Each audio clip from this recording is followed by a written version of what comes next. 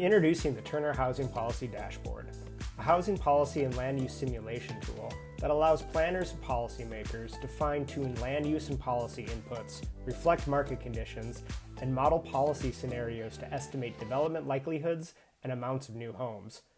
While we're actively expanding to additional California cities, today we're walking through the pilot version developed in Los Angeles and available to partner researchers and city staff to better understand the impacts of different choices on likely new housing supply.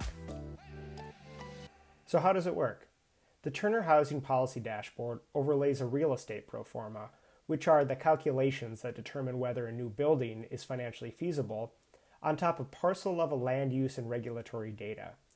Users can then toggle a broad range of market and policy factors to observe how those changes impact potential and likelihood of new housing. Those parcel-level estimates are aggregated across the city to test how policy scenarios change the expected unit counts citywide. Our model works by simultaneously simulating the following questions for each parcel. First, based on the existing land use regulations and building requirements on each parcel, what structure types and unit counts are allowed? For example, would the parcel allow for only a low-rise triplex or a 500-unit high-rise? Here, the largest structure our generic pro forma predicts is feasible, given the overlapping land use policies, is a 12-unit building. Second, for each of these allowed structures, what are the estimated financial results? For example, what would be the returns on a 6-unit apartment building compared to a 45-unit building on that same lot?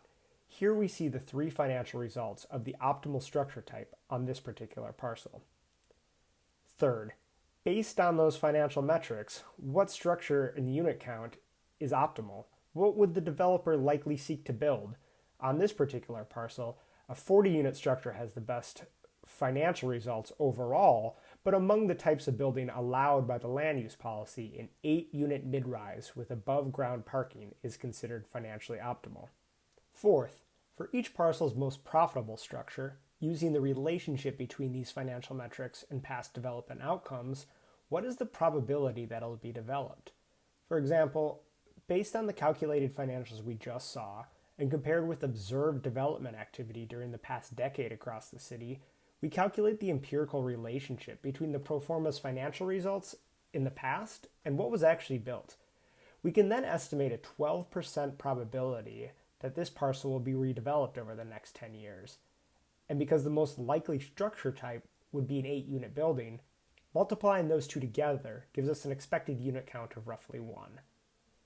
Fifth, we can then add together all the expected unit counts for an area in order to test how they change if new inputs that either affect the optimal building size or the probability of development in steps 1 and 2 are adjusted. Both of these can be captured by using the total expected units as the key output. So let's try this out and say we wanted to simulate how a couple policy changes around parking requirements and maximum building allowances might affect a given parcel, neighborhood, and ultimately citywide. Because the parcels are the building blocks, it's easiest to start there and zoom out. On this parcel, under the baseline assumptions, there is an 11% likelihood of development of a 95-unit mid-rise building, multiplied together, giving us roughly 10 expected units. Under the baseline, notice some of the assumed allowances, such as a maximum floor area ratio of 4.2, a maximum density of 82 units per acre, and the 119 minimum required parking spaces. Zooming out to the whole block, with these baseline assumptions, the expected unit count for this area is roughly 735 newly constructed homes over the next 10 years. So let's first test reducing the minimum parking that's required by 30%, specifically lowering the required parking within the city's special transit-oriented communities bonus zones, areas of town located near high access to transit. Now on this parcel, the likelihood of development is higher, as the expected units increase from 10 to 13. The optimal structure is now a 110-unit building, and as you'd expect, the minimum required parking spaces has been reduced to 97. Zooming out to the block group, now the expected unit count for this area is increased to nearly 790 newly constructed homes over the next 10 years. Now let's reset and test altering some of our land use policies by 30%, specifically increasing the maximum height, floor area ratio, and allowed dwellings per acre, each by 30%. Our parcel now has over 15 expected units, as the optimal structure jumps up to 140 homes. Importantly, several of the building envelope allowances have shifted, with a new max floor area ratio near 5.5 and a maximum density of over 106 units per acre. Zooming out to the block group again, now the expected unit count for this area is over 1,000 newly constructed homes over the next 10 years. How do these changes impact the number of homes we would expect to be built across an entire city?